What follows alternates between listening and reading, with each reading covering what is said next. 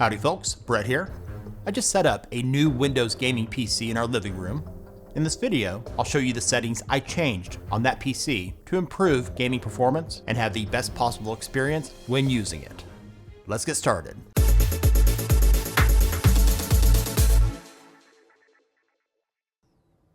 I'll be showing you these settings on an older Windows 11 Office PC. Most of these are on Windows 10 as well. While not always in the same location, you can find them by doing a search on your computer or doing a search in Settings. The first one you should absolutely enable is Game Mode in Settings. The keyboard shortcut to open Settings is the Windows key plus I key. To get to it here in the left pane, select Gaming. Then here on the right, Game Mode. When enabled, this feature optimizes your PC for game performance.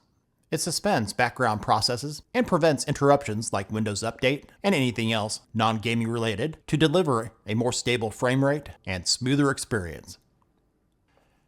Disabling those apps that automatically start when you boot your computer is a no-brainer. Usually I show how this can be done using the Task Manager, but for this video, I'll show you how to do this in Settings. Here on the left, select Apps. Then click on Startup. You may need to scroll down to see it. To see those that are enabled at startup, here at the top, in Sort By, select Status. Go through the programs that are enabled at startup and click the toggles to turn off those apps you know you don't need when your computer boots up. In this example, I'll turn off Copilot, ShareX, and Spotify. A simple step to help achieve the best performance when gaming is to keep the drivers for your graphics card updated. Often ignored, these updates will often bring improvements to performance and bug fixes. For example, if your GPU is NVIDIA, in the NVIDIA app on the left, select Drivers. On this PC, I do the Studio Driver Updates, which is for creative apps like video editors, image editors, etc. For gaming PCs, do the Game Ready driver. Download and install any updates. If your GPU is from AMD or Intel, they also have apps that make it easy to update the drivers. In CPU and GPU heavy games, not having the right power plan selected can limit how well those games run. So let's change the power plan by going to search in the taskbar and type Power Plan. Select Choose a Power Plan.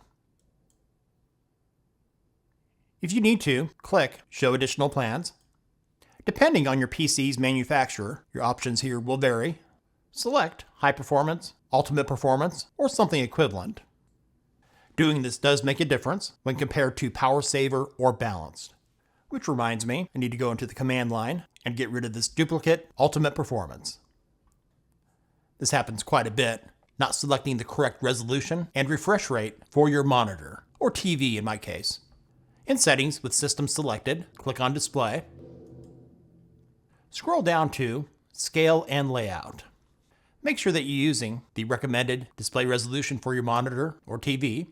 So if it's 4K, you would select 3840 by 2160. In Scale, for this monitor, the recommended is 150. For me, that made the text on the screen too small, so I had to bump that up to 200. From here, in Related Settings, select Advanced Display. In the drop-down menu for Choose a Refresh Rate, make sure that you're using the maximum that your monitor allows for a smoother experience. So if your monitor's max is 144 Hz, select that. This monitor's max is only 60 Hz, so that's what I have it set to. A virtualization feature in Windows has been known to cause problems with certain games. If you're experiencing issues, try this out to see if it helps. Go to Search in the taskbar and type Windows Features. Click on Turn Windows Features on or off. Scroll down and look for Virtual Machine Platform. Click to uncheck the box prior to playing a game that you're having issues with. For me personally, I've had problems launching some games that I've installed from the Xbox PC app, and unchecked, the games will launch. Microsoft recommends re-enabling this after you're done playing a game because it can cause problems with other programs you have installed if not enabled. After you uncheck the box, you will have to click OK, and after you re-enable it, you'll also have to click OK. I'll mention this one for those of you that still play games with a keyboard and mouse.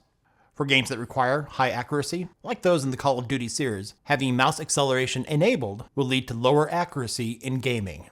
To disable it, in Settings, select Bluetooth and Devices. Scroll down and select Mouse.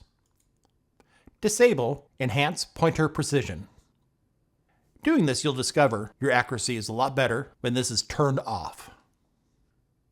While the operating system will choose a specific graphics card for you that you have installed, you can change the default GPU on a per-game basis to ensure it's using the right graphics card for your needs. To do this in Settings, with System selected, click on Display. Scroll down to Related Settings and select Graphics. Scroll down to your Apps and Games. As I mentioned earlier, I don't play games on this PC anymore, so let's pretend GIMP is an awesome GPU-heavy AAA game. Select it. In the drop-down menu for GPU preference, select High Performance. As an additional step, if you play games that are windowed, you'll want to tick the toggle to turn on optimizations for windowed games. Most of us know that Microsoft sometimes has issues when they release system updates. But to be fair, more often than not, those updates will have bug fixes that improve gaming performance. To install those updates in Settings, select Windows Update here at the bottom. If there's an update available, download and install it.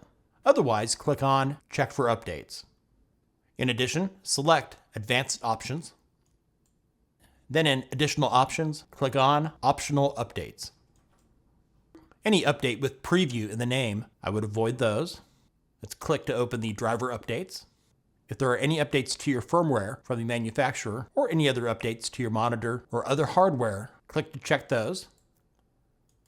And when you're done with that, download and install. Here's a major one I forgot to mention earlier.